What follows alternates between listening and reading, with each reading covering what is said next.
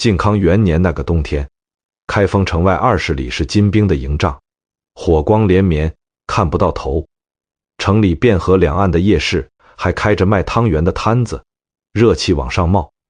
说书人正讲到精彩处，台下挤着一堆人，耍杂技的把铜钱抛上去又接住，油炸果子的香味顺着风飘出去很远。没有人跑，没有人觉得这座城真的会塌。金兵在城外20里这件事，开封人都知道，可他们还是在卖汤圆，还是在听说书，还是照常过日子，因为这座城在北宋167年里从来没有被打破过，一次都没有。167年，太平得像一口从来没有裂过的钟，没有人相信它会裂。可问题来了，100万禁军养了100年，凭什么金兵来了，连一个时辰都撑不住？城里有一支禁军，朝廷每年拨出去的军费占了财政收入的7、8成。这支军队要是拉出去打，按说能把城外那点精兵打得找不着北。可问题是，这支军队压根儿就没有准备好打仗。那些在夜市里穿行的人，那些提着灯笼往家走的人，那些在酒馆里划拳喝酒的人，有很多就是开封城里的禁军。下午刚在菜市场摆完摊，晚上端着碗去夜市买口吃的，明天早上换上军服，走个过场，继续混日子。他们是大宋的100万雄师，也是开封城里的普通市井小民，两个身份叠在一个人身上，过了几十年，谁都没觉得有什么问题。城里的人听说金兵来了，第一反应不是怕，而是想，有禁军呢，怕什么？太平太久了，久到没有人记得打仗是什么感觉，久到没有人觉得太平是需要用刀守住的东西。但那个冬天，这口钟裂了，裂口不是金兵从外面砸开的，城门是从里面打开的。打开它的那个人不是叛将，不是奸细，是一个道士。要讲清楚这件事，得往前到167年，从一个人举起的那杯酒说起。那杯酒喝下去，散掉的不只是几个将领的兵权，散掉的是整个帝国打仗的胆。端酒的那个人叫赵匡胤，杯酒释兵权。这件事人人都听过，但很少有人去想，赵匡胤举起那杯酒的时候，他心里在盘算什么？他见过太多了，5代10国，50年换了5个朝代，每一个倒下去的皇帝都是被自己的将领推翻的。朱温杀了唐昭宗，李存勖灭了后梁，石敬瑭割了燕云，郭威、柴荣轮流上，一个接一个，走马灯一样。他自己也是这么上来的。陈桥兵变，黄袍加身，部下把龙袍往他肩膀上一披，他就是皇帝了。这套路他比谁都清楚，所以他比谁都清楚，将领手里有兵，皇帝就睡不安稳。那天晚上，他把那些跟他打天下的老兄弟请来喝酒，石守信、王审琦一个都没落下。酒过3巡，他叹了口气，说：“我这个皇帝当得不安心呐。”兄弟们一愣，赶紧问为什么。他说：“不为别的，就怕哪天有人把黄袍往你们身上一披，你们身不由己怎么办？”那些将领全明白了。第二天，一个个主动交出兵权，换了钱，换了地，回家颐养天年去了。这一招干净利落，没有流血，没有哭喊，就一顿饭的功夫，把5代以来最危险的那道裂缝堵上了。赵匡胤赢了，皇位稳了，可他同时做了另一个决定。这个决定后来一字一句地要了北宋的命。他规定，文官永远压着武将，带兵打仗的将领头上必须顶一个不懂打仗的文官看着，管着。将领说往东进军，文官说不行，那就不能往东。前线怎么打，不是将领说了算，要等朝廷的阵图。阵图是什么？就是皇帝坐在开封城里，叫人画好的作战方案，快马加鞭送到前线。将领照图打仗，敌人会不会配合这张图？图上没写，不管，照着打就是了。你以为这是在开玩笑吗？不，这是正式制度，白纸黑字，执行了100多年，还有一条死规定，叫将不识兵，兵不识将。禁军定期换防，将领调走，士兵留下。留下的士兵等新将领来，新将领来了，不认识这些兵，这些兵也不认识新将领。为什么要这样？就是怕将领和士兵混熟了，感情深了，有朝一日拧成一股绳。皇帝睡不着觉，结果打起仗来，将领不知道手下的兵能不能用，士兵不知道眼前的将领能不能用，一触即溃。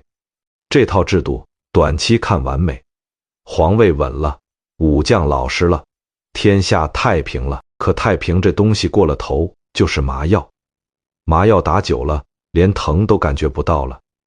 军队的魂就是在这上百年的麻药里一点一点散掉的。那些禁军家安在开封，日子过在开封，仗打得越来越少，越来越不知道打仗是什么感觉。军饷有时候不够花，就在城里想别的办法补贴，日子过得太安稳，久到连他们自己都忘了。当兵这件事原本是要上战场。赵匡胤死的时候，这套制度已经刻进了北宋的骨子里，他的子孙们一代代接班，没有一个想过要改。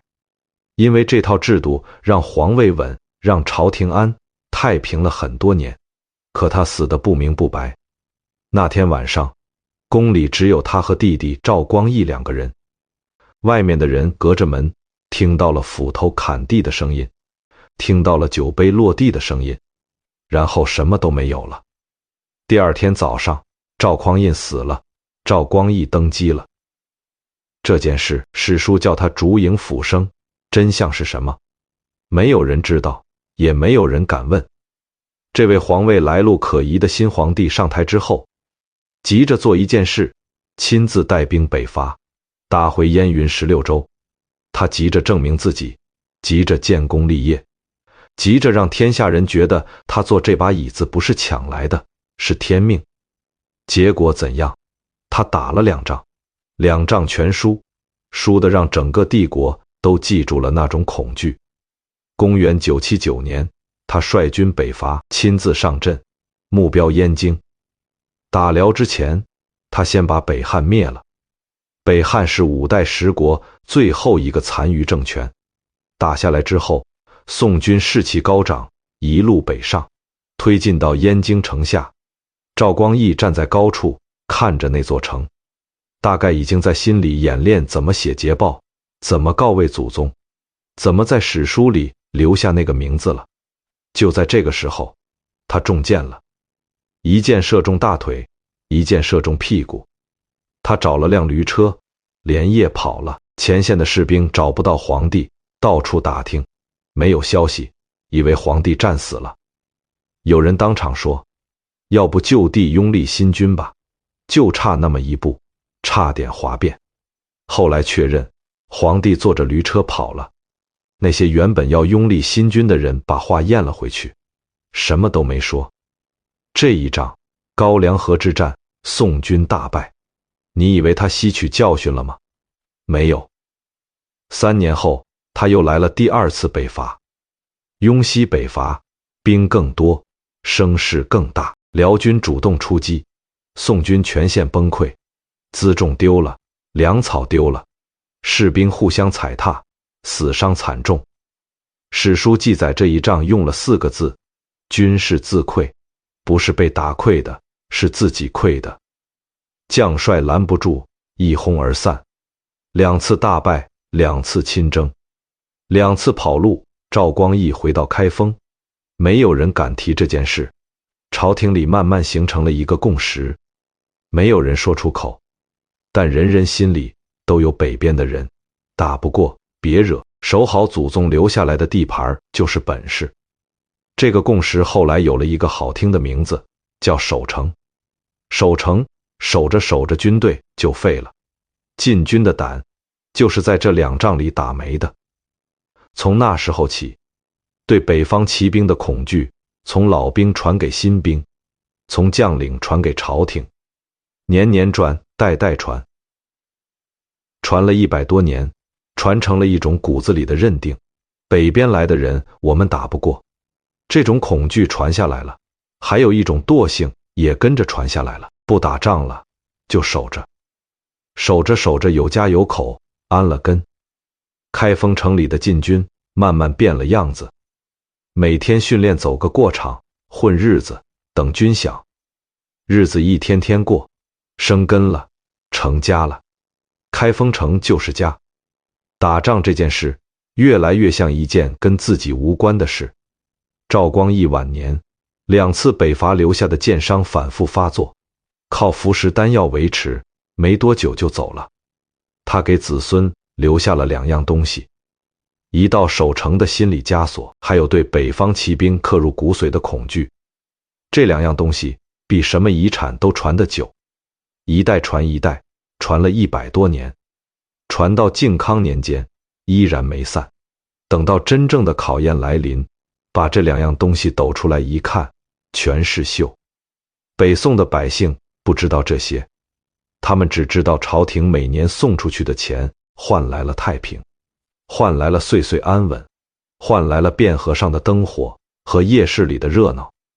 他们不知道，那些钱送出去的同时，也把一个帝国的骨气一年一年的折了进去。骨气这东西，折一次少一节，折久了年都粘不起来。而那支100万禁军守了上百年的太平，却把自己守成了太平本身的一部分，守成了夜市里的一盏灯，守成了开封城里千万个安稳过日子的人中的一个。从来没有人告诉他们，总有一天这盏灯会被人掀翻。就在开封城一天天太平着的这些年，北边的深山老林里有一个部族正在悄悄磨刀。他们给辽国打猎，给辽国交保护费，陪辽国皇帝喝酒跳舞，几百年了，从来没有说不。然后有一天，他们站出来说不跳了。这个部族叫女真，他们出山之后，用了不到10年，把辽国打没了。而辽国是那个曾经打得赵光义坐驴车逃跑的庞然大物。女真把辽国打没了之后，抬头往南看了看，看见了开封，看见了那座将近100万人的大城，也看见了那支在太平里泡了100年的军队。他们心里在想什么，其实不难猜。一头狼走进羊圈，看见羊圈的门开着，羊在里面睡得正香，他会想什么？那是后话了。在女真人出山之前，北宋还有将近100年的时间，把自己一点一点送进那口窟窿里。宋真宗这个人，史书上给他的评价一直很微妙，说他是昏君吧，他也做了不少正事；说他是明君吧，他干了一件让后来所有人都摇头的事，打平了，然后主动给钱，还觉得自己很划算。辽国那次南下，来势很猛，辽军号称20万，一路往南打过了河北，打过了定州，打到威济州城下，距离开封只剩最后一步。满朝文武吓坏了，纷纷跪地劝真宗往南跑，躲到金陵去，等辽军退了再回来。也有人说不如往西走，去四川更保险。宰相寇准站出来说不能跑，他对真宗说，陛下一跑，军心就散了，散了就什么都完了。现在唯一的办法是御驾亲征，让士兵看见皇帝站在城楼上，让他们知道还有人跟他们一起扛。真宗哆哆嗦嗦地被寇准推着上了安州的城楼，然后奇迹发生了。士兵们看见城楼上那面黄龙旗，看见皇帝真的来了，士气一下子涨上来，欢呼声响成一片，震动四野。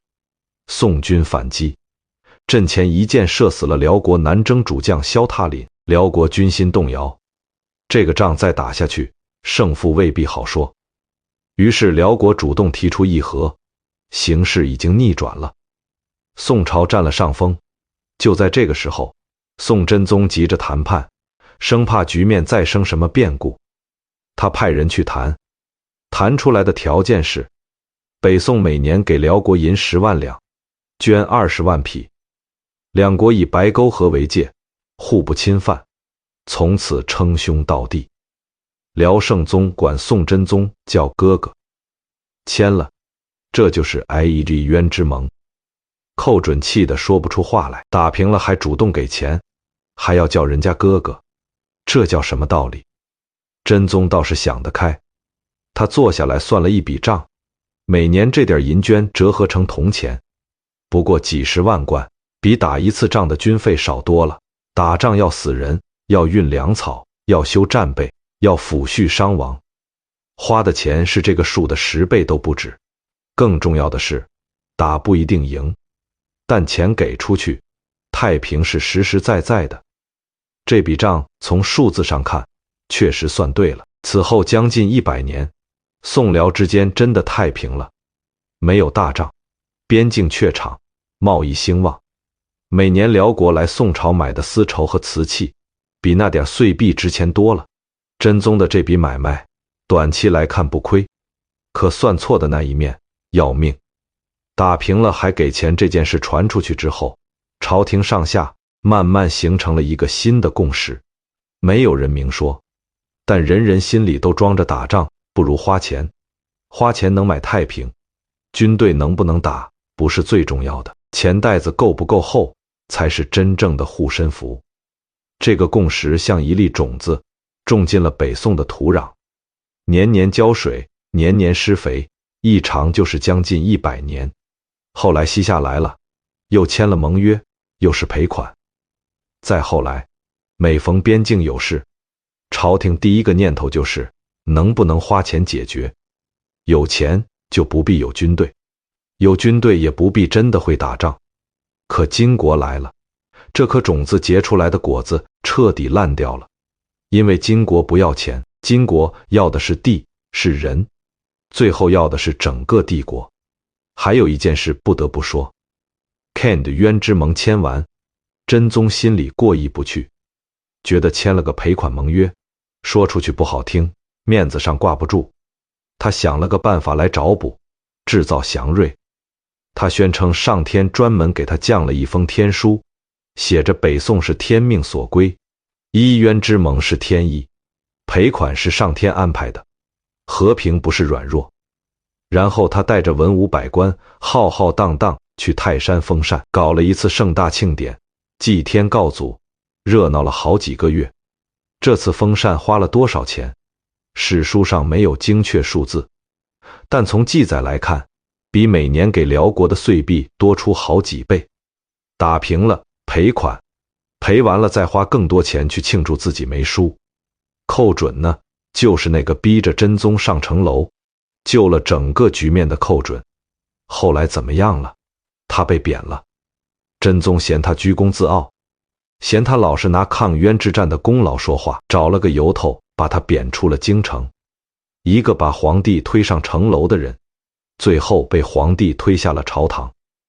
寇准晚年辗转各地，4次被贬，最后死在了雷州，就是今天的广东雷州半岛，那个偏远离开封很远的地方。死的时候连一件像样的衣服都没有。开封城里的百姓站在道边，看着那支浩荡的封禅队伍，锦旗飘扬，鼓乐齐鸣。皇帝的仪仗压得街道都震动起来。他们不知道今天是在庆祝什么，也不知道那封所谓的天书是真是假。他们只知道今年的赋税又加了一点。真宗之后，他儿子仁宗继位，这位新皇帝在位42年，史书给他的评价是4个字：仁宗盛治。盛世是真的，可盛世底下藏着什么，没有几个人看得清楚。范仲淹、欧阳修、苏轼、包拯、狄青，这些名字随便拿出一个放在任何朝代都是顶尖人物，偏偏全挤在了仁宗一朝，经济繁荣，文化鼎盛。开封城里新开的酒楼比上个月又多了几家，瓦子里说书唱曲，夜夜座无虚席。街头巷尾，有人说这是百年难遇的好时代，有人说大宋国运正旺，日子会越来越好。你以为这真的是盛世吗？不，它是一个精心维护的假象，一个看上去很好看的壳子。仁宗在位期间，禁军人数突破了100万，是建国初年的4倍。军费开支占了朝廷财政总收入的7、8成。7、8成是什么概念？就是帝国每收10文钱，有7、8文要拿去养兵，剩下那2、3文要修河，要赈灾，要建城，要养活整个官僚体系，要维持帝国的日常运转。钱永远不够花。可这100万兵到底打出了什么战绩？西夏来了。西夏是从宋朝西北边境上崛起的一个小国，党项人贱的，最盛的时候人口不过几十万，能上阵的骑兵3万人，就这么个体量，把北宋打得签了城下之盟，每年给西夏银、绢、茶若干，和当年给辽国的那套如出一辙，换个收款方，照单全赔。三川口、好水川、定川寨3场大仗，每场都是宋军兵力数倍于敌，每场都输。任福率18000人在好水川全军覆没，连主将都死在了乱军之中。每场败报送进开封，仁宗坐在大殿上看完，叹口气，继续上朝。禁军为什么打成这样？不完全是因为怕，是因为他们从来就没有被当成一支真正的军队来用过。大量禁军定居开封，有家有口，每天训练走个过场，真正练的时间一天不超过1个时辰。军饷按时发，但不够花，就在城里做点副业补贴家用。城里什么营生都有禁军的身影，生计是真的，军籍也是真的，2件事在一个人身上，没有人觉得矛盾，因为太平本来就该是这样的。你可能想问，皇帝就不管吗？管，每隔几年就有人上书说军队废了，得整顿。皇帝点头说整顿，然后碰到阻力，整顿了一半，不了了之。这不是一个人的问题，这是整个体制的问题。动军队就要动那些靠军队吃饷的将领，动那些靠旧制度占便宜的官员，动到最后发现，动的是整个朝廷的利益结构。范仲淹看出来了，他看出来的不只是军队，还有冗官、冗费3个问题搅在一起烂。他写了洋洋洒洒的奏折，条条款款说必须改，不改就是等死。仁宗点了头，让他推行庆历新政，给他撑腰，改了整整2年。反对的声音越来越大，那些靠旧制度吃饭的官员联合起来，弹劾的折子一道一道往上递，说范仲淹结党营私，说新政扰民乱政，说这是在破坏祖宗成法。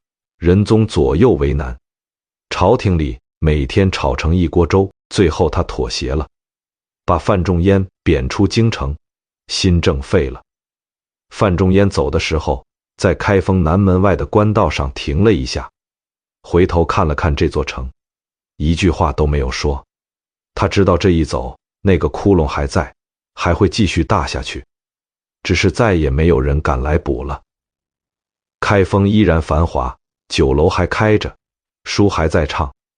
那些白天士兵闲时做营生的禁军，傍晚照例回营点卯，一切如常。繁华是真实的，窟窿也是真实的，只是窟窿在地下，繁华在地上。站在地上的人看不见脚底下。仁宗死的时候，开封城里的百姓哭了好几天，自发出来哭街，连乞丐都停下来烧纸。他们哭的是什么？是这位在位42年的皇帝，是这段太平的日子，是一种说不清道不明的安稳感。他们不知道，也不需要知道，那个支撑着这份安稳感的军队已经烂得连自己都守不住了。他们只知道日子还过得下去，粮食还够吃，那就还好。而日子还过得下去这件事，有时候恰恰是最危险的事。因为它让人以为日子会一直过得下去。危机永远是别人的事，跟自己没有关系。真正想动那个窟窿的人，名字叫王安石，他还要再等几十年，等到一个愿意给他撑腰的皇帝上台，才能出来动手。他比范仲淹更狠，手段更激进，碰的钉子也更硬，但他最终还是没能做成，因为这个世界上有一种东西比任何改革都顽固，那就是既得利益。王安石这个人接过了范仲淹没做完的事，但他的做法完全不同。范仲淹是温水，王安石是开水，一上来就烫手。夸他的人说他是千古变法第一人，骂他的人说他是祸国殃民的乱臣贼子。骂他的那些人里面有他的老朋友苏轼，两个人本来交情极好，结果因为变法变成了政敌，一辈子没有真正和解过。宋神宗朝王安石拜相，开始变法。他要做的事，用他自己的话说是：天变不足畏，祖宗不足法，人言不足恤。意思是天象变了，不用怕，祖宗的规矩不是不能改，别人骂什么都不用理。军事上，他推出了2个法，矛头直指北宋建国以来最深的那道病根，一个叫将兵法，固定的将领带固定的兵，长期在一起，士兵认识自己的将领，将领了解自己的士兵，打仗时不再各顾各的。这一条正面挑战的就是赵匡胤当年定下来的将不识兵，兵不识将那套组织。另一个叫保甲法，让地方百姓自己组织民兵，十户为一保，农闲时练武，战时可以征用，不再完全依赖那支在太平里蹉跎了100年的禁军。这2个法从军事逻辑上说，没有什么明显的问题，问题出在他们动了太多人的饭碗，朝廷炸了。旧党领袖司马光第一个站出来说，此法不可行，激进冒进，必出大乱。苏轼写了好几篇文章痛批新法，推行过急，地方官员强制摊派，底层百姓根本搞不清楚怎么回事，已经在叫苦了。连深宫里的太皇太后都坐不住了，拉着宋神宗的手哭着说，王安石要把祖宗的天下败坏了，这是要亡国啊！你以为这些反对的人全是坏人吗？不全是。苏轼反对是真的有他的道理。新法推行太急，很多配套措施没有跟上，基层官员趁机浑水摸鱼，把本来减轻百姓负担的法令变成了新的盘剥工具。苏轼看见的是真实的，可还有一大批人反对，是因为利益。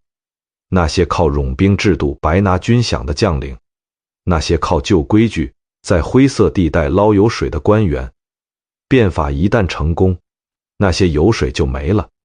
他们的反对打的是祖宗惩罚的旗号，护的是自己的那块地盘。2种反对声音混在一起，真心的和假意的搅成一团。王安石分不清，皇帝也分不清，到最后谁都不想再分了。最省事的办法就是全部推翻，一刀切，什么都不干。宋神宗力挺王安石变法，推行了将近10年，也真的推出了一些成效。边境的军队战斗力有所提升，财政状况略有好转。可神宗死了，新皇帝年幼，太皇太后高氏垂帘听政，他对变法深恶痛绝。第一件事就是召回司马光，把王安石的新法一条一条废掉。废了多少？几乎全废。将兵法废了，保甲法废了，禁军继续原来那一套，将不识兵，兵不识将，继续混日子，继续那一套过了几十年的老样子。司马光废法的速度之快，连他自己的一些旧党同僚都觉得太急，说能不能先缓一缓，分清楚哪些法是好的，哪些是坏的，好的留下来。司马光说，全废，一条不留。王安石在南京城里听到消息，一声没吭。他已经老了，病也越来越重，没有力气再争了。没过多久，他去世了。连死都没能等到一个说法，没能看见自己的法令哪怕留下一条。他死的那一年，北方传来了一个消息，完颜阿骨打起兵反辽，女真人开始在深山里磨刀了。王安石没能改掉的那支禁军，就这样原封不动地留了下来，将不识兵，兵不识将，继续过原来那种日子。开封城里没有人知道王安石是谁，或者说知道的人也不在乎了。变法的事是朝堂上的事，和普通人没有关系。那些禁军收了功，算算今天的钱够不够买肉，够不够给孩子教束修，这就是他们的全部。北边的事，北边的人离得太远了，远到像另一个世界，可北边那个世界越来越近了。女真人出山之后，用了不到10年，把辽国打没了。那个曾经打的赵光义坐驴车逃跑的辽国，就这么消失了。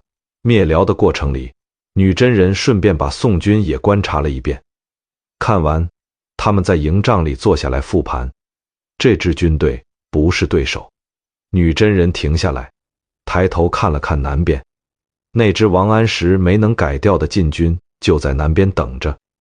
不知道有人在看他们，不知道这一眼究竟意味着什么，只知道今天的摊子收成还不错，明天继续摆。王安石死的那年，北边的女真人刚刚开始磨刀，等到他们真正出山，又过了将近30年。这30年里，北宋换了一个皇帝，一个让所有人都说不清楚的皇帝——宋徽宗赵佶。说他坏吧，他没做什么坏事；说他好吧，他把一个帝国送进了棺材，历史课本给他盖了个章，亡国之君，北宋最烂的皇帝。可你要真去翻他这辈子干的事，会发现这个人压根儿不像个皇帝，更像一个生错了地方的艺术家。他独创的瘦金体书法，笔锋瘦劲，骨气挺拔，今天市场上一个字能卖几百万。他画的花鸟，工笔细到每一根羽毛的倒钩方向都分毫不差。有学者研究说，他画的鸟羽毛的微观结构和真实鸟类在解剖学上完全吻合。他不是在画画，他是在记录自然。他在宫里设了翰林图画院，亲自出题考核画师。有一年的考题叫踏花归去马蹄香，他要考的是谁能把香这个字用画面表达出来，而不是谁把花画得好看。你说这不是天才吗？是天才，只是他做错了位子。他每天的日程是这样的：早起去画院点评学生新作，研究笔法，有时候一画就是一整天。军报送来，递给宰相，说你处理。金国使者来了，他先问带了什么礼物，有没有稀罕的石头。他爱石头，这不是比喻，是字面意思。他爱太湖石、灵璧石，爱那些形状奇特、玲珑剔透的怪石。他在开封城外修了一座园子，叫艮岳，花了将近10年，搜罗了天下奇石、花木、堆山凿石，移来了真正的山，引来了真正的水。据说站在最高处往南能看见开封城，往北是连绵的石山。为了给艮岳运石头，他想出了一个办法，征用大运河上的船，不是借，是征用，不用付钱，也不用问沿途州县的意见。运石头的船队从苏州出发，一路往北，把运河上几乎所有的漕运船都占了，整整堵了1个月。漕运是整个帝国的粮食命脉，是南方粮食运往北方的主要通道。1个月的堵塞，意味着多少地方的军粮民粮延误，意味着多少人要挨饿。他大概没有仔细想过，那块石头进了艮岳，他亲自给他封了一个官职，叫盘固侯。对，给石头封侯爵。艮岳里的大石头，他一块一块封过去。侯爵、公爵亲手写封号，盖上皇帝的印章。正式的官方文件和封人做官走的是同一套流程。石头们就这么成了朝廷命官。有封号，有档案，有名分，什么都有，就是不会动。你说他荒唐吗？荒唐。可他从来没觉得自己荒唐，他觉得这是风雅，是品味，是艺术家才能理解的情趣。开封城里的百姓不知道这些，他们只知道今年漕运堵了1个月，粮价涨了1节，涨完也就涨了。皇帝喜欢石头，这又不是什么大事。再说宋军出征之前，还有一件事值得说清楚。宋徽宗当了皇帝之后，朝廷里发生了一种奇特的生态，你越会揣摩皇帝的喜好，你的官就升得越快。他喜欢花石，就进献花石；他喜欢道教，就请道士来讲经；他喜欢书画，就在他面前夸他的字好画好，夸到他心花怒放。这样的人围在徽宗身边，一年一年越来越多。真正懂军事的人，真正能说实话的人，在这个朝廷里活得很难。有人上书说北边女真崛起是威胁，要早做准备。徽宗看完，批了个知道了，然后继续去看他的石头。就在他忙着给石头封官的这些年，北边完颜阿骨打建立了金国，把辽国打得节节败退。这时候有个叫马直的辽国汉人跑来投奔宋朝，给徽宗献了一个计策，联合金国，两面夹击辽国，打完之后收回燕云16州。燕云16州是北宋100多年的心头之痛，赵匡胤没收回来，赵光义2次北伐都没收回来。这块地像一根刺扎在历代皇帝心里，谁都想拔，谁都没拔出来。徽宗一听这个主意，眼睛亮了。燕云16州是祖宗未竟之事，100多年了，收回来就是千古功业，比任何一幅画都值钱。他拍板了，但他没有问的那个问题是，辽国灭了之后，紧挨着辽国南边的宋朝，会不会成为金国的下一个目标？他心里也许隐约想过，但他有一个判断，金国是蛮夷，打完仗就走，不懂治理，不可能长期待在中原。这个判断后来用了2个皇帝的余生来偿还，海上之盟就这样签了。宋金2国隔着渤海，用书信定下了联合灭辽的协议。徽宗展开金国的回信，心满意足，顺手提笔在旁边的纸上画了几朵花，是他最拿手的那种工笔花卉，笔法极好。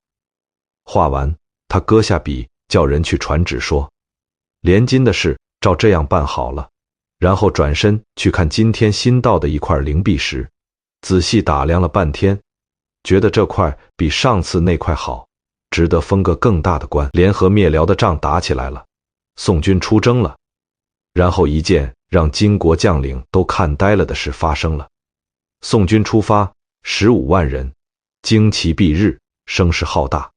开封城里的百姓出来看热闹，街边站满了人。有人说这回肯定赢，15万人啊！这15万人从开封一路往北，浩浩荡荡走了很多天才到前线。沿途州县要供应军粮、民夫，车马消耗极大。将领们骑着马看着这支队伍，心里不知道在想什么。也许在想早点打完回来，也许在想这仗到底要怎么打，也许什么都没想，只是机械地往前走。因为皇帝的旨意说要打，所以就打。前线的辽军残兵看见宋军来了，没有慌，因为他们见过太多次了。每一次宋军来，最后都是退回去的，这一次应该也不例外。然后他们遇上了辽军，不是辽国的主力，是辽国最后残存的败兵，被金军打得七零八落，缺粮少械，连战马都凑不齐。就这支残兵把宋军打了个大败，退回去，重整旗鼓再来，又败。你以为这已经够丢人了吗？还没完，宋军打了好几次，燕京就是拿不下来。最后金军自己打下了燕京，回过头来看着宋军，什么话都没说，意思是你们要的城，我替你们拿下了，来取吧。宋朝用钱把燕京赎了回来，字面意思花钱买的，付了一大笔银绢。金军撤离燕京之前，把城里值钱的东西搬了个干净，金银细软搬走了，手艺精湛的工匠带走了，有一技之长的人口迁走了，留给宋朝的是一座空壳和几万嗷嗷待哺需要立刻赈济的居民。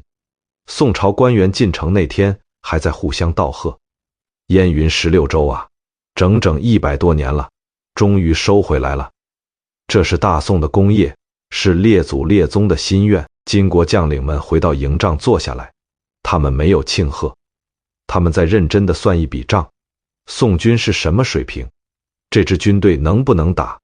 高梁河那一仗，赵光义带着禁军败得很惨，但那毕竟是将近150年前的事了。这100多年里，宋军有没有变强？看完这次联合作战，答案很清楚，没有。不但没有变强，反而更废了。辽国的残兵都打不过，这支军队不是对手。然后有人提了一个问题，既然不是对手，我们为什么不直接打过去？南边那么大一片地方，那么多粮食，那么多钱，守着的是这样一支军队，拿下来比打辽国还容易。这个问题没有人反对，会议就这么开完了。没有人把结论写在纸上，但所有人心里都清楚下一步要做什么。经过复盘，这次合作还有一个发现，让他们觉得机会来了。宋朝的朝廷比宋军更烂，宋军打败了可以重新训练，但朝廷里主战主和两派吵成一锅粥。皇帝一会儿这样决定，一会儿那样决定，今天要打，明天要谈，后天又要送钱，没有任何一致的意志和方向。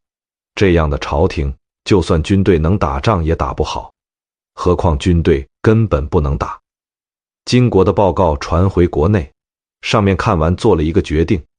这个决定，开封城里没有人知道，甚至连宋朝安插在金国的眼线也没有及时把这个消息传回来。等消息真正传到开封的时候，金国的大军已经在路上了。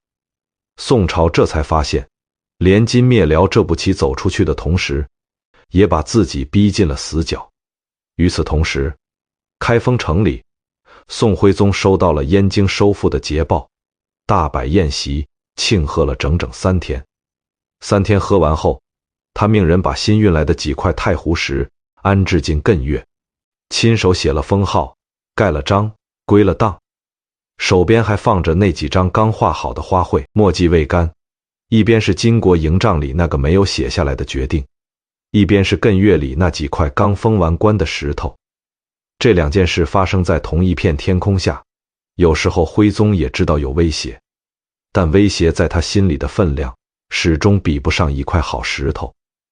有人进来说边境不稳，他抬起头，听完点了点头，说知道了，然后继续低下头，继续手里那幅画，继续研究那只鸟的羽毛应该怎么画才最像真的。金国南下的消息传到开封，用了将近2年。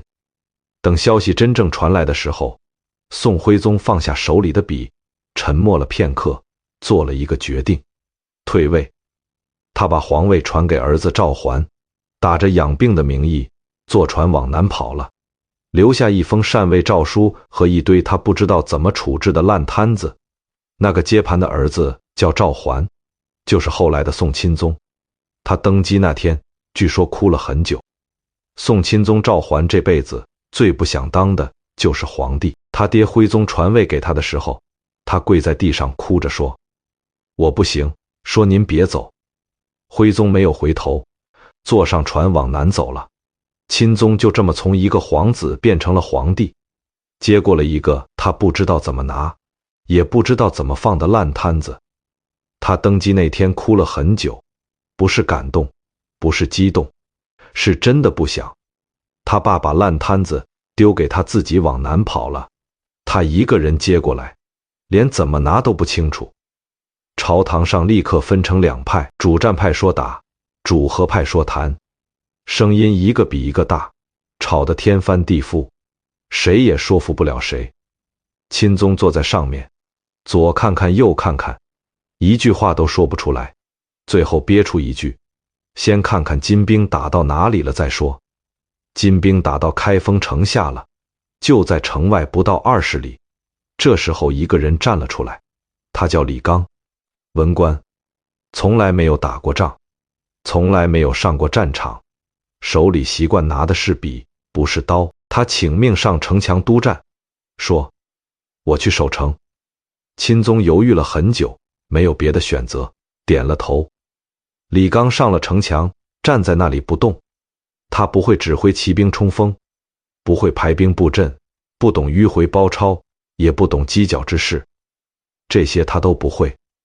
但他会做一件事，站在那里不动。禁军看见有人站在城头，跟着站了。这支懒散了几十年，从没打过真仗的军队，突然有了点打仗的样子。金兵攻城，李纲亲自调度，哪里缺人就喊一声，补过去。箭快用完了，立刻催人去搬，哪里出了缺口，就组织人去填。他用的不是什么兵法，就是一个人站在最危险的地方，让别人看见有人不怕。那些懒散了几十年的禁军在他手底下，硬生生把金兵的第一次攻城挡住了。金兵退了，第一次围城解除。可就在这个时候，主和派发力了。他们对钦宗说：李纲太强硬，他主战，他在，金国就不肯谈判，只要把他赶走，谈判就能开始，金兵就会真的退去。这话说的有道理吗？说得过去，但这个道理背后还有一层不方便说出口的意思。李纲在，那些主和派的官员就没有话语权，他不在，他们才能主导局面。钦宗又开始犹豫，犹豫了几天，最后还是点了头。李纲被贬出京城。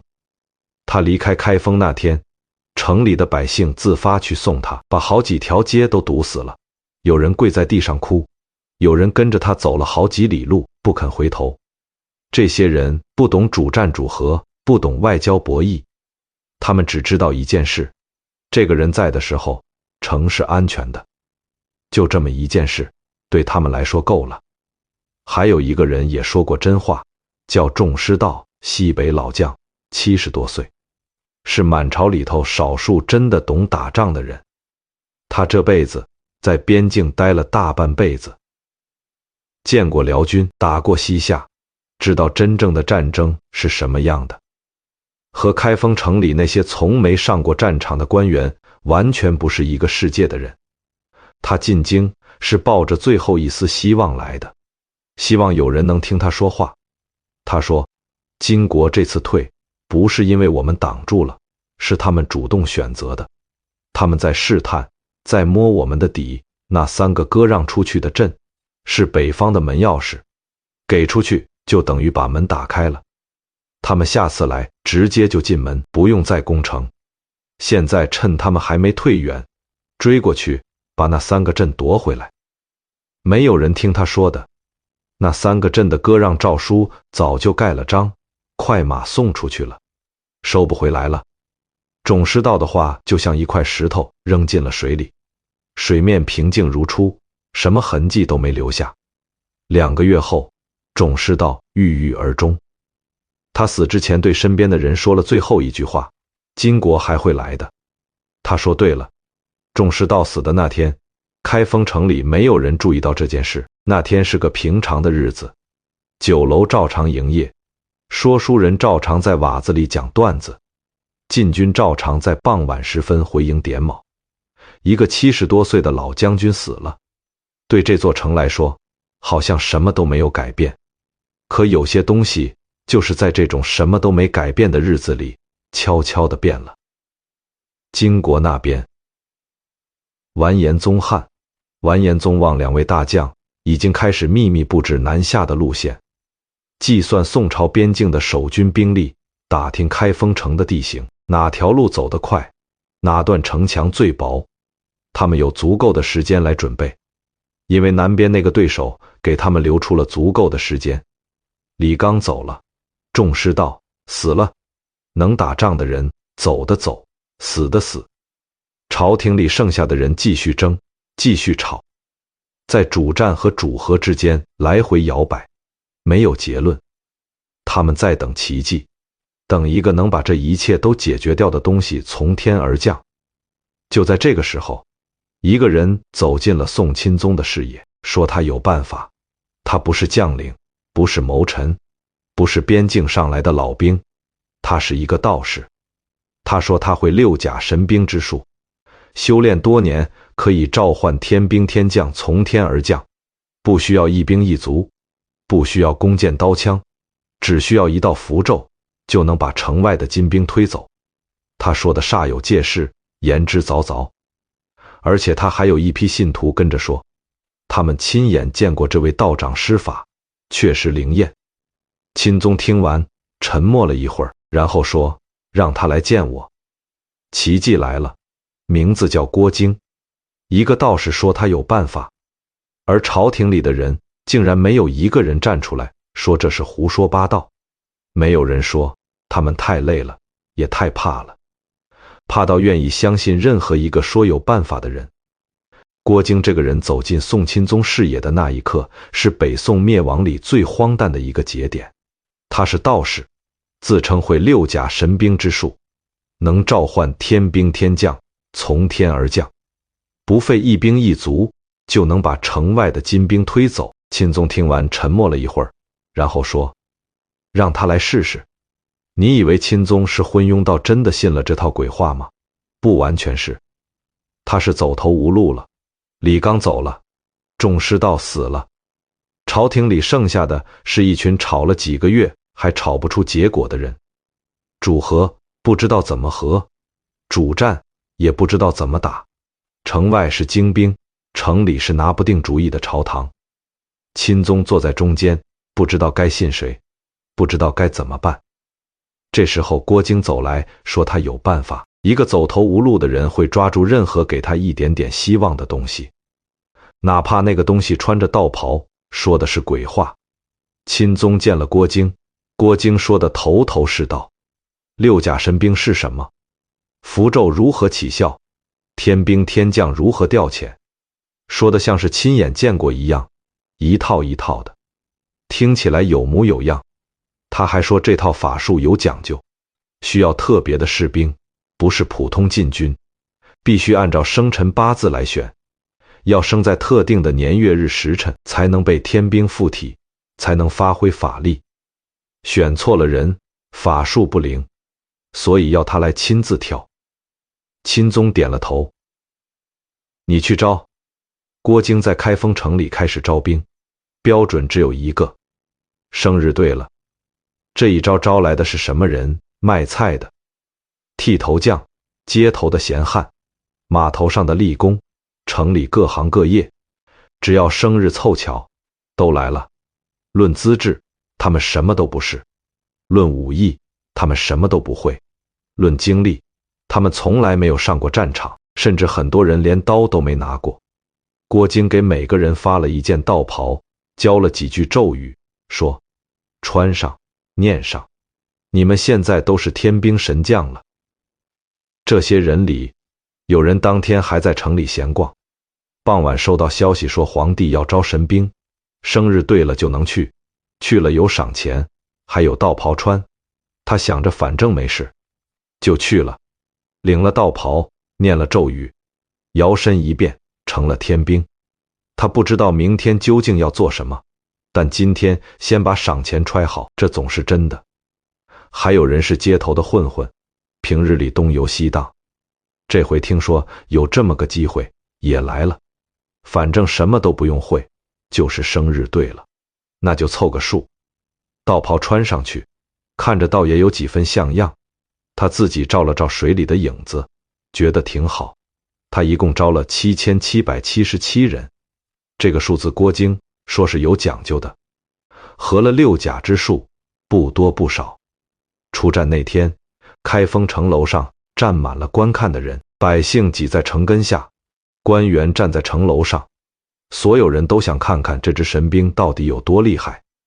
城外金兵大概也听到了动静，在营地里张望着，不知道宋朝这回要搞什么鬼。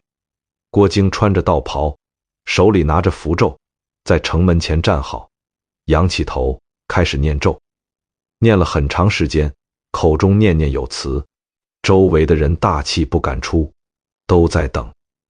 念完了，他抬起头环顾四周，然后说了一句话：开城门。城门开了，7777名神兵走出城去，踏着步子往城外金军阵地走过去。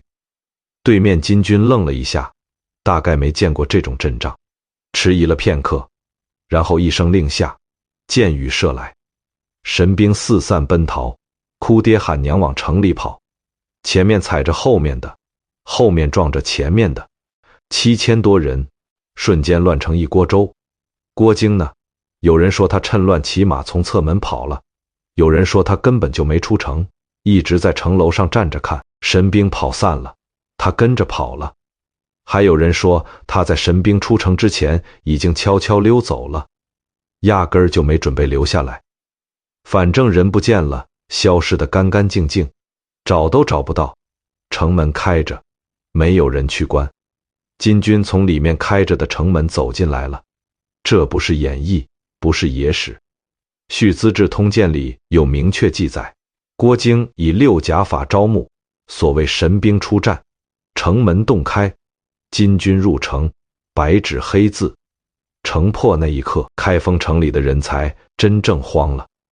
那个卖汤圆的，那个说书的，那个在汴河边挑担的，那个以为晋军会守住，以为城永远不会塌的人，在那一刻全都反应过来了，那座城就这么塌了，塌的比任何人想象的都要快，都要荒诞。城根下那些看热闹的百姓，那个上午还在等神兵显灵的人，这一刻待在原地，不知道脚该往哪里迈。可那个时候，李纲不在了，懂打仗的人不在了，朝廷里剩下的只有一个道士和他那7000多件道袍。城破之后，朝廷里乱成了一锅粥。有人说赶紧往南跑，有人说守着残余的城池谈判，有人说赶紧去找援兵。吵了半天，没有一个人知道该怎么办，也没有人敢拿主意。钦宗坐在那里，脸色灰白，一句话都说不出来。金国那边传来话，让皇帝亲自来谈。钦宗做了一个决定，一个他一辈子都没能原谅自己的决定。他决定亲自出城去金营谈判。他心里也许是这样想的，皇帝亲自去，表示诚意，也许能谈出一个体面的结局，也许金国会放他回来，也许这一切还有转机，也许，可这世界上最贵的2个字，从来就是也许。所有的悲剧都从也许开始。他换上了一件普通的衣服，走出了开封的城门。城里的官员站在城楼上看着他走出去，没有人说话，也没有人拦。一个皇帝就这么穿着普通人的衣服走进了敌军的大营，这是中国历史上最奇特的外交场景之一。换任何一个朝代，换任何一个皇帝，大概都想象不出这样的一幕，可它就发生了。发生在靖康元年那个寒冬。那条街他走过无数次，那道城门他进进出出过无数次，可那天走出去的感觉和每一次都完全不一样，他自己大概也感觉到了。这一次走出去，回来的路在哪里？他不知道。那扇门走出去，他就再也没有回来。钦宗出城那天，有人告诉他，穿龙袍去会激怒金人，最好换便服。于是他换上了一件普通的青色衣服，走出了城门。一个皇帝穿着普通人的衣服走进敌军大营谈判，这是靖康之耻里最让人说不出话来的一幕。他去了金营，金国开出了条件，割地、赔款、人质，一条比一条沉，一条比一条让人喘不过气。谈了几天，没有结果。钦宗被留在了金营里，没有回来。朝廷里的人等着他，等到消息传回来说皇帝被扣住了，朝廷一下子更乱了，没有人知道该怎么办。与此同时，金国派人往南边去，把已经逃到镇江的宋徽宗接了回来，一路押解北上。徽宗走了很多天，途中经过开封城外，他隔着车帘往这座城的方向看了一眼，街道还在，城墙还在，只是里面的人换了。街上走动的是金兵，是陌生的面孔，那些他熟悉的酒楼、瓦子、汴河边的船，他不知道还在不在。那是他最后一次看见开封。两个皇帝就这样在金营里住了下来。金国不急着动手，他们慢慢谈条件，谈了好几个月。这几个月里，两个皇帝没有朝服，没有朝臣，没有任何皇家该有的仪式，就是两个普通的中年男人坐在异乡的帐篷里，等待别人决定他们的命运。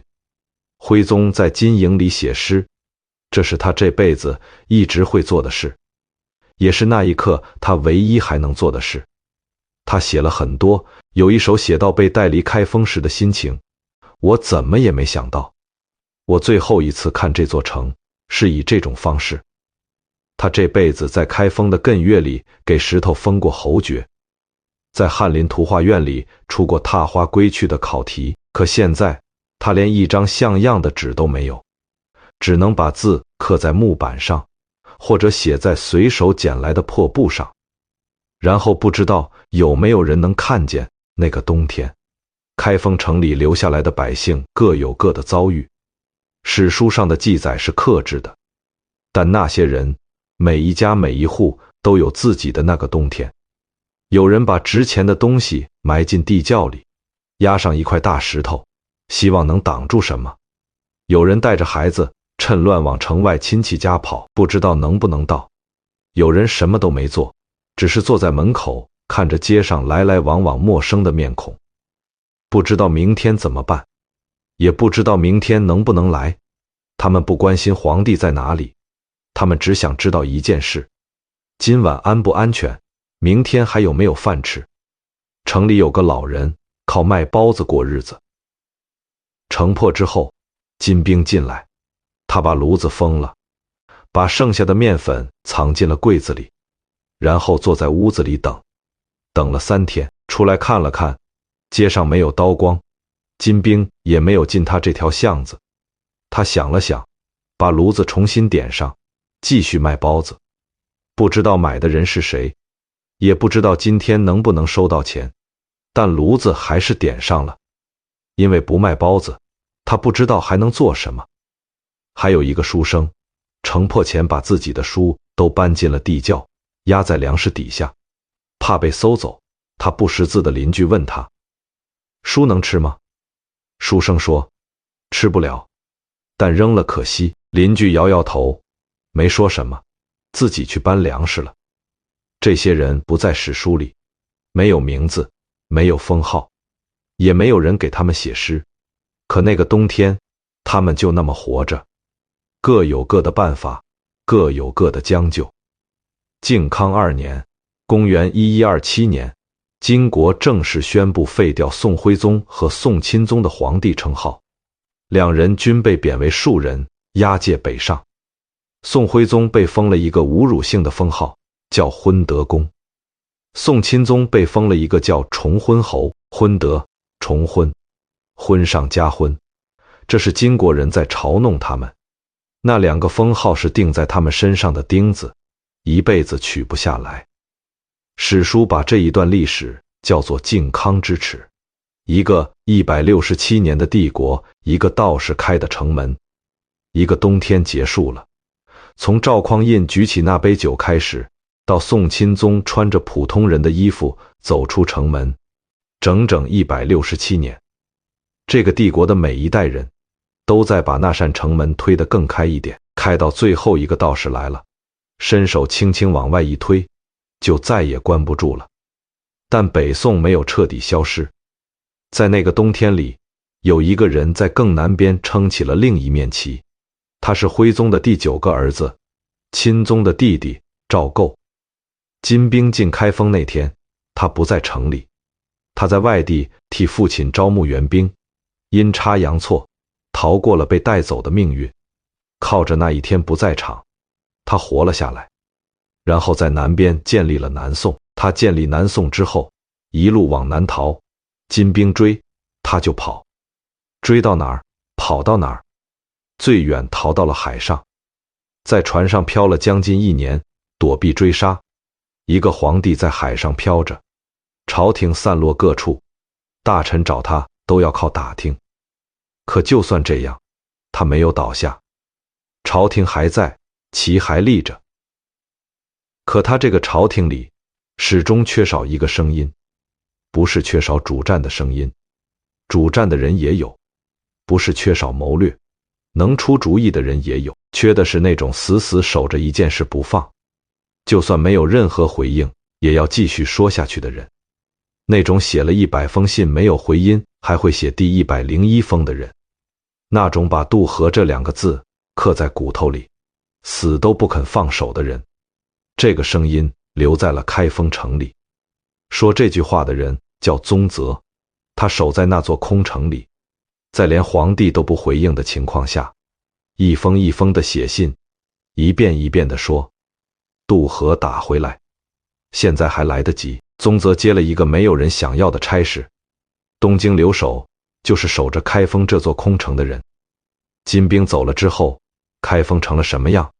皇帝没了，朝廷没了，禁军散了，留下来的官员跑的跑，降的降，剩下的都是一脸茫然，粮食不够，人心散乱，周边的义军各自为战，没有人统一调度，整座城像一间被搬空了家具的大屋子，壳子还在，里面什么都没有了。宗泽来了，他70岁了，老了，走路没有年轻时那么快了，头发全白了，脸上的皱纹深得像刀刻的，但他眼睛还亮。他有一件事比谁都清楚，开封不能就这么丢掉。他进城那天，城里的人看见他，有人愣了愣，有人低下头继续走。一个70岁的老人来守这座空城，不知道该说他勇敢，还是该说他不知道天高地厚。可宗泽没有管别人怎么想，他做的第一件事是找来城里还剩下的官员，把人召集到一起，说：你们谁走，我不拦；谁留下来，我们一起干。留下来的人不多，但有了。他开始整军，把城里散落的残兵败将一个一个收拢起来，联络周边的义军，该赏的赏，该罚的罚。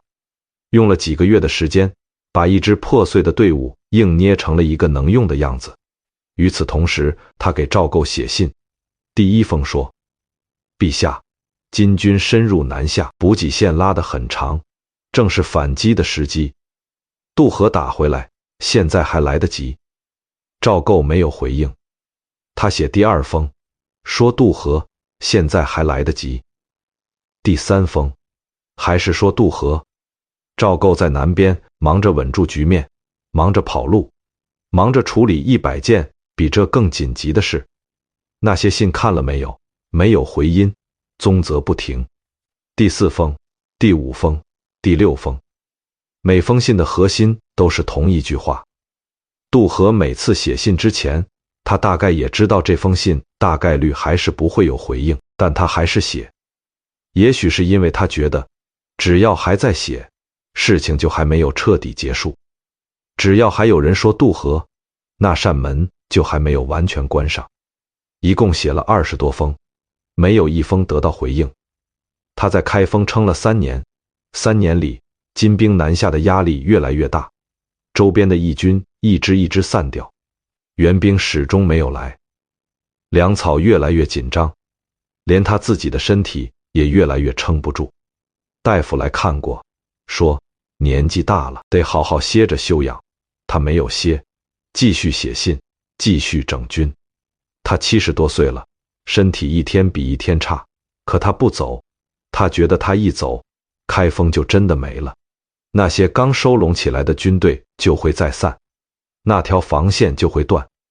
南边的赵构就再也找不到打回来的路了。公元1128年，宗泽病倒了，卧床不起，他知道自己快了。临死前，他对围在床边的人喊了3声：“渡河，渡河，渡河。”然后他去世了。他死的时候，开封城里的人哭了，不只是因为他死了，是因为他喊的那2个字，从此再也没有人喊了。那面旗还挂着，风还在吹，可支撑那面旗的人走了，后来接任的人叫杜充，一接手就放弃了。开封带着队伍往南跑了，临走前还掘开了黄河大堤，说为的是阻挡金兵，结果淹死了几十万百姓，庄稼毁了，家园毁了，两河之间从此10几年都是一片烂泥。宗泽留下的那支军队，那些他一个一个收拢起来的残兵，跟着杜充也就散了。开封城就这么真正空了，比金兵来的那天还空。但有一个人记住了那3声渡河，他是宗泽一手发现和提拔的，跟在宗泽身边打过仗，见过宗泽怎么整军，见过宗泽怎么守城，见过宗泽写那些没有回音的信。宗泽死的时候，他就在旁边听到了那3声渡河，听进去了，再也没有忘记。他叫岳飞，他接过了宗泽没打完的仗，一路北伐，打到距离开封只有45里的地方。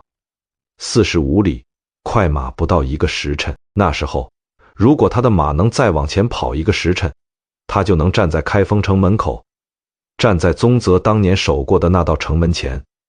可他没有跑到那里，因为12道金牌把他叫了回去。宗泽3年20多封信，喊的是渡河。岳飞北伐最近的时候45里，换来的是12道金牌。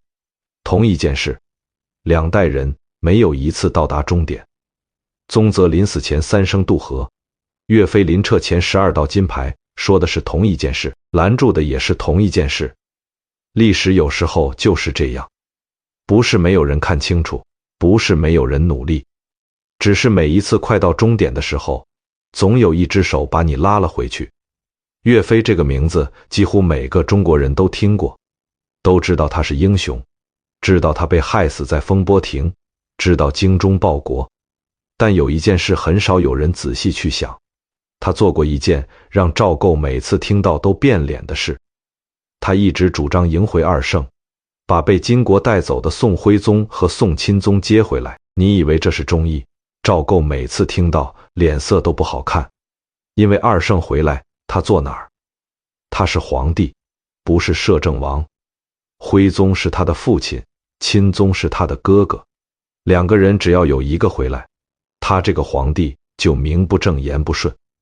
岳飞每提一次这件事，就在政治上死一次，但他还是提，一次一次的提，提到赵构每次听见就皱眉。他不懂政治，或者说他懂，但他不在乎。岳家军是当时南宋战斗力最强的军队，军纪极严，有一条死规定：冻死不拆屋，饿死不掳掠。这支军队打过的地方，百姓不跑。为什么不跑？因为以前每逢兵过，不管是自己人还是敌人，都要遭殃。老百姓早就学乖了，兵来就跑，跑不了就躲，躲不了就认命。但岳家军不一样，他们来了，你不需要跑。这件事本身放在那个年代，已经是一件让人说不出话来的稀罕事了。岳飞的军队里，除了冻死不拆屋，饿死不掳掠，还有战死者必须找到遗体送回家乡安葬，打了胜仗不庆祝，打了败仗不找借口。他自己的生活极为简朴，有人送他美妾，他退回去；有人送他田产，他推掉。他的部将张宪曾问他：将军，你打仗这么拼，为了什么？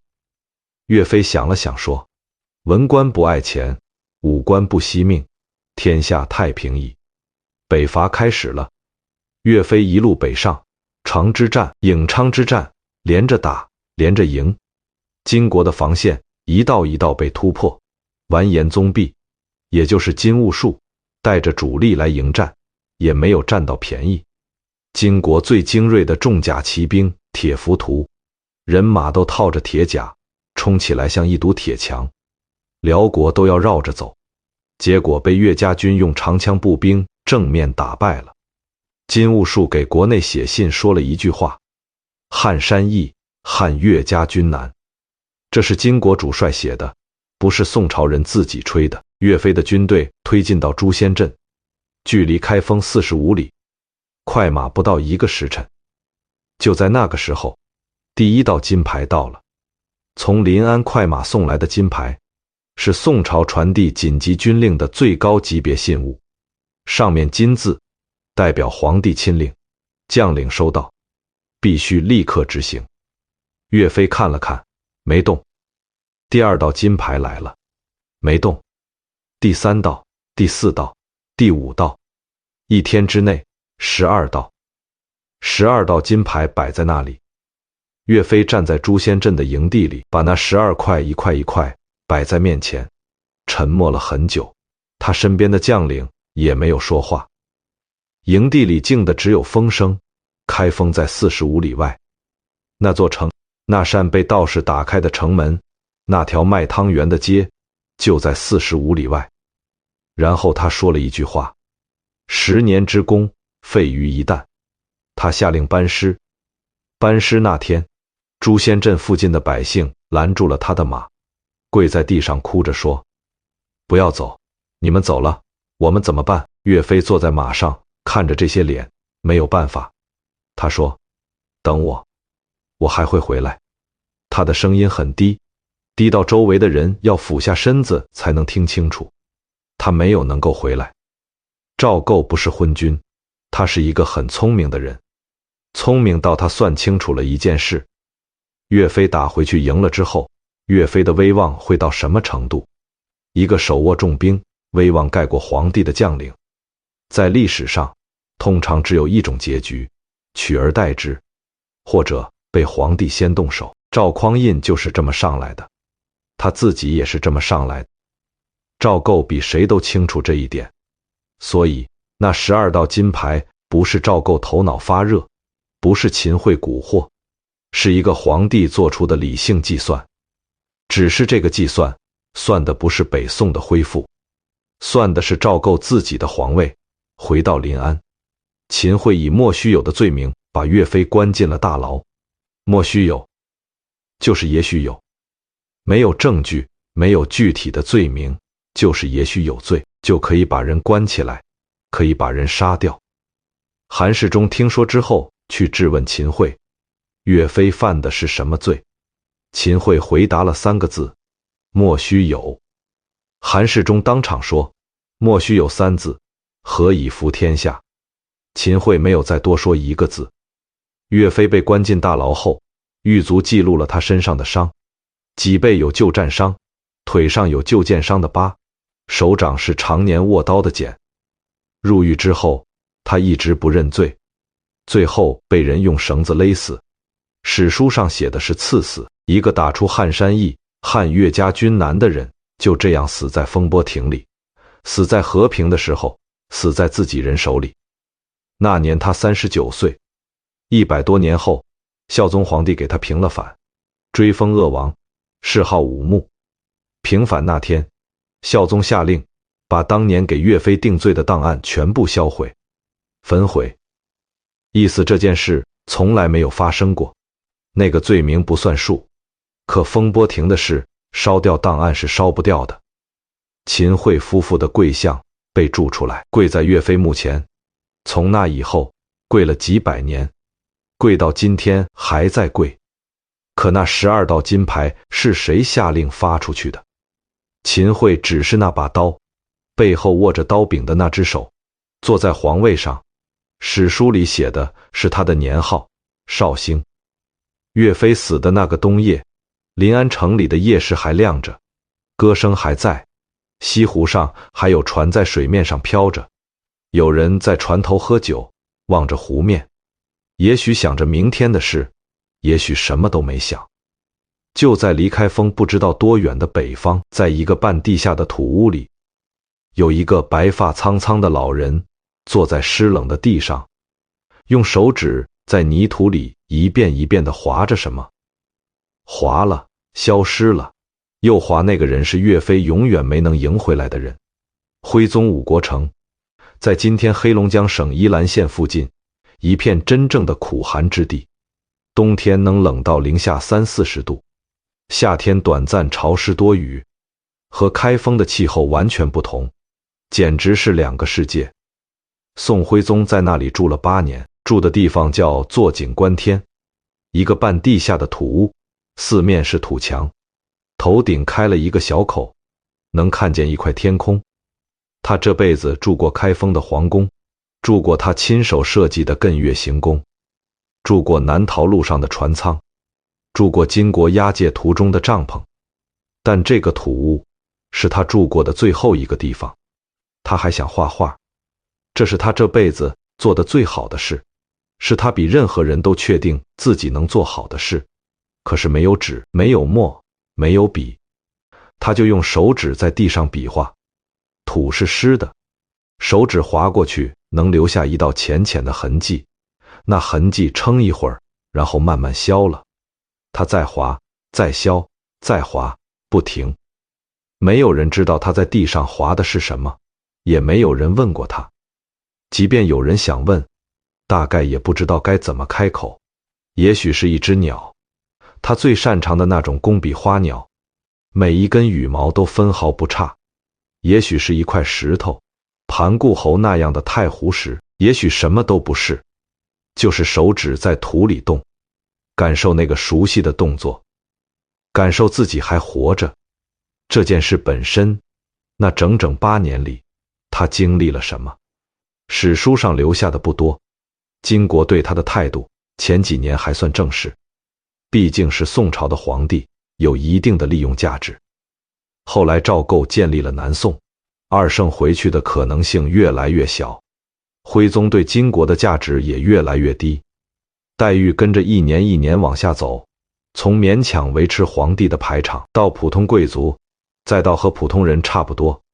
他身边只剩极少数人，几个从开封跟来的老太监，老了，干不了什么重活，但留下来了，因为没有别的地方可去。徽宗有时候会让他们讲开封的事，讲哪条街上有什么铺子，讲汴河边上的灯饰，讲翰林图画院那些学生后来怎么样了。他们说不知道，从开封出来之后就什么都不知道了。徽宗听完沉默一会儿，然后用手指继续在地上画。他用树枝在木板上刻了很多诗，有几首留了下来，有一首写思念开封，写那座城，写汴河边的灯火，写他站在艮岳最高处能看见的那片屋顶。他在诗里说，他怎么也没有想到，这辈子最后一次看开封是隔着车帘，是被押解着走，是以那样一种方式告别一座他亲手毁掉的城。他在开封住了40多年，以为会在那里老死，会画完最后一幅画，没想到最后的告别是这个样子。公元1135年，宋徽宗在五国城去世，60岁，没有人给他举行帝王之礼，金国给他办了一个简单的丧事，按当地的方式处理，入土完事。那个曾经在开封给石头封过侯爵，用皇帝印章盖过封号的人，就这样结束了。宋钦宗活的时间更长，在金国待了将近30年，经历了金国好几任皇帝，从一个战利品变成另一个皇帝的战利品，从一件摆设变成另一件摆设。史书上关于他晚年的记载越来越少，最后几乎消失。他就这样慢慢蒸发，在史书里无声无息，像从来没存在过一样。与此同时，临安的夜市还亮着，丝绸卖到了海外，商船来来往往，那些从开封跟着南下的人，把开封的口音、菜谱、手艺都带来了。临安的街道越来越像开封的街头，热闹得让人忘记了这里不是汴京。有人写了一首诗，山外青山楼外楼，西湖歌舞几时休？暖风熏得游人醉，只把杭州作汴州。这首诗不是在夸临安好，是在骂那些把临安过成开封，把偏安过成盛世，把北边的耻辱忘得干干净净的人。可骂归骂，日子还是那么过。艮月，那座徽宗花了将近10年建起来的园子，金兵进城之后被拆了。那些太湖石，有的被搬走，有的就地砸碎。那些他亲手封了侯爵公爵，亲手写了封号，盖了皇帝印章的石头，盘固侯，不知道散落在了哪里。不知道有没有人还记得，他们曾经有过那样一个荒诞的名字。100万禁军凭什么撑不住？这个问题的答案，从第1章那个冬天，那个卖汤圆的摊子就开始埋了。每一段都是一块碎片。赵匡胤的酒是一块，劝的渊之盟是一块，仁宗的盛世是一块，郭京的道袍是一块。现在把这些碎片拼起来，看看这幅图是什么样的。好，回到最开始那个问题，100万禁军养了100年，凭什么在金兵面前连1个时辰都撑不住？这个问题从靖康之变发生的那一天就有人在问，有人问，也有人给出了答案，说是因为皇帝昏庸，说是因为奸臣当道，说是因为军队腐败，各种各样的说法，每一种都有道理，每一种又都不够完整。1000年过去了，这个问题还是经常被人拿出来谈，因为它不只是北宋的问题，它是一个关于盛极而衰，关于太平之后的警惕，关于制度与人性的问题。只要有帝国，这个问题就不会消失。这个问题听完整个故事，很多人的第一反应是骂人，骂赵匡胤那杯酒，骂宋真宗打平了还主动赔款，骂宋仁宗看着窟窿不补，骂王安石变法没变成，骂徽宗只顾着给石头封官，骂钦宗软弱无能，骂郭京开了城门，骂秦桧杀了岳飞。骂完了，问题还在那里，因为这不是哪一个人的错。赵匡胤那杯酒是当时能做的最聪明的选择。5代十国，50年换5个朝代，武将造反才是常态。不喝这杯酒，他可能就是第6个被推翻的皇帝。他的错不是喝了那杯酒，是他没想到他的子孙会把这套制度原封不动执行167年，执行到再也来不及改。宋真宗花钱买太平，账算的没错，岁币比战费便宜，这是真的。他的错不是花钱，是花出了一个共识，打仗不如花钱，有钱就能买太平。这个共识遇上金国一文不值，因为金国不要钱，金国要地要人，最后要的是整个帝国。仁宗不是不知道窟窿在哪儿，是知道了，不知道怎么补。动窟窿就是动所有人的饭碗。范仲淹动了，被赶走；王安石动了，被骂走。没有人能真正动弹，因为那个窟窿是整个利益结构，不是一个人能撬动的。郭京那7000神兵听起来荒诞，但那一刻，朝廷里的人不是真的信了道术，是走投无路了。李纲走了，众师道死了，正常的路子一条条断掉，剩下的只有一个道士说他有办法。一个绝望到极点的人会抓住任何给他一点点希望的东西，哪怕那个东西只是一件道袍和几句咒语。那扇城门不是郭京打开的，是167年里一代一代人一点一点把它推开的。赵匡胤推了第1下，真宗推了1下，仁宗推了1下，徽宗推了1下，每一代都把那道门推得更开一点，推到最后来了一阵风，关不上了。所有这些事背后是一个更大的问题，一个太平了太久的帝国是怎么忘记了打仗这件事的？禁军的第1代是从5代十国乱世里打出来的，见过真正的战场。第2代没打过仗，但还记得父辈的故事。第3代连故事都模糊了，只知道军饷按时发。第4代、第5代传下去。167年后，禁军是什么？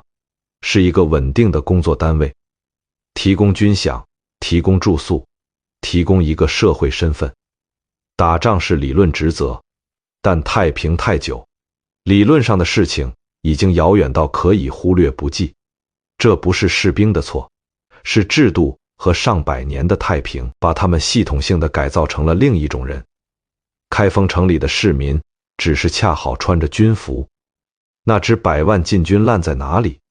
账面上报1万人，实际只有6000，剩下4000人的军饷早就进了将领的口袋。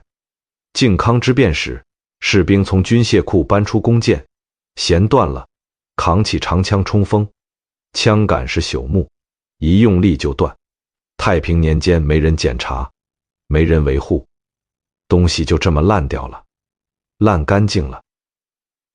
禁军定居开封，很多人当了20年兵，从没打过一仗，真的冲出去野战。面对那支从冰天雪地里练出来的巾帼骑兵，腿软了。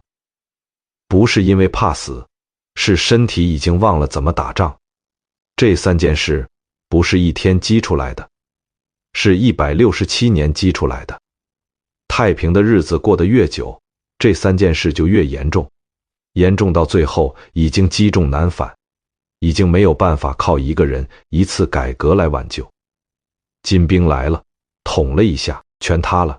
而那些弓弦断掉的士兵，那些枪杆折断的禁军，其实他们自己也不知道发生了什么，他们只知道今天出了事，城破了，然后他们该怎么办？所以那167年里，每一代人都做了他们那个时代最合理的选择。赵匡胤那杯酒合理，真宗的岁币合理，仁宗的妥协合理，徽宗的艺术从他的角度看也合理，因为他本来就不应该是个皇帝。每一代人都在做合理的事，然后一代叠一代，合理叠合理，最后叠出来的是一个系统性的溃败。没有坏人，但结果是坏的。这不是一个找到谁来负责的故事，这是一个所有人都没有错，但所有人又都有责任的故事。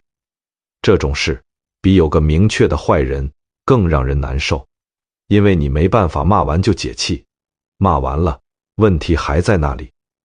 今天的开封，铁塔还在，相国寺还在地下3米，是宋朝的地面。汴河断了，那条卖汤圆的街找不到了，那些封了侯爵的石头不知道散落在哪里。开封这座城，靖康之后经历无数次更迭，金国的、元朝的、明朝的，一招换一招，城墙拆了又建，街道改了又改，可这座城没有消失，还在那里，一直在那里。有孩子在上学，有人在开店，有人在街口等一个出门许久还没回来的人，站在那里，不知道那个人今天究竟能不能回来。那些灯不是熄了，是埋下去了，就那么埋在3米深的地下，安安静静的，还亮着，一直亮。